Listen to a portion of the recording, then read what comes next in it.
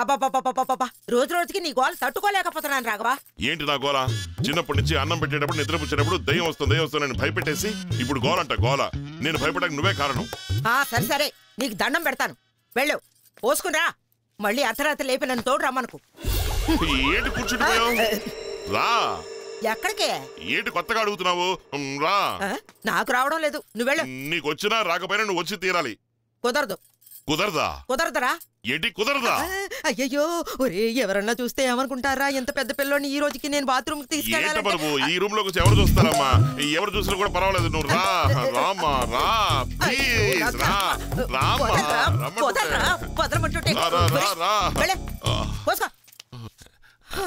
అమ్మా ఏదైనా ఒక పాట పాడవా? నువ్వు ఉచ్చు పోసుకోవాలంటే సాంగ్ కావాలమ్మా. అయ్యో పాడమ్మా, కాస్త పని తొందరగా అయిపోతుంది. సరే సరే. అమ్మా ఇంకేది లేనట్టుగా నీకు ఇదే సాంగ్ దొరికిందా? ఇది చాలా ఫేమస్ సాంగ్. అది నీకు ఏదైనా భక్తి గీతం పాడమ్మా. బాత్రూమ్ లో భక్తి పాటలా అమ్మా? ఏం పర్వాలేదు, పాడమ్మా.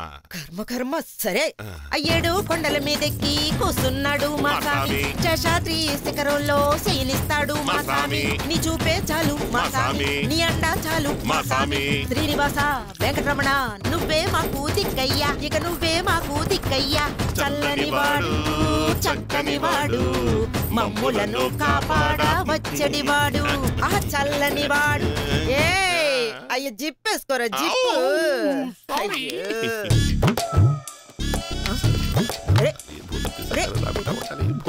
ఏంట్రా ఇది? బయట ఉండాల్సిన ఇంట్లో తీసుకొచ్చి పడేస్తున్నా. ఏమైందిరా నీకు? నా చిన్నతనంలో నువ్వే కదా చెప్పావు, ఇలా సెటప్ చేసుకుంటే ఏ దెయ్యమో పిశాచి భూతం లోపలికి రాదు అని. చెప్పినప్పుడు నువ్వు చిన్న పిల్లాడివి, ఇప్పుడు గాడిదలా ఎదిగావు. అమ్మో, దెయ్యానికి గాడిద వయసు గుర్ర వయసు తేడాలుండవు. ఏ వయసులో ఉన్నవాడైనా పట్టుకుంటుంది. నిన్ని జన్మలో ఎవ్వరూ మార్చలేరా. చూసావా, ఈ సెటప్ దాటి ఏ దెయ్యం లోపలికి వచ్చే ఛాన్సే లేదు. Full safe. ఈ సెటప్ ని దాటి ఒకవేళ ఏదైనా దెయ్యం వస్తే ఏం చేస్తాం? నోరు మూస్తావా? దానికి వేరే సెటప్ చేసి ఉంచుకున్నానులే. ఏంటది? జై హనుమాన్ వీరాంజనేయ మారుతి నమో నమః. తండ్రి, ఈ భూత ప్రేత పిశాచాల నుండి దుష్ట శక్తుల నుండి నువ్వే నన్ను కాపాడాలి తండ్రి. కాపాడతాడు. ఎలా ఉంది ఈ సెటప్? నీలాంటి పిరికొన్ని నేనెక్కడ చూడలేదు. లోపలికి ఇప్పుడైనా లోపలికి వస్తుంది చూసా.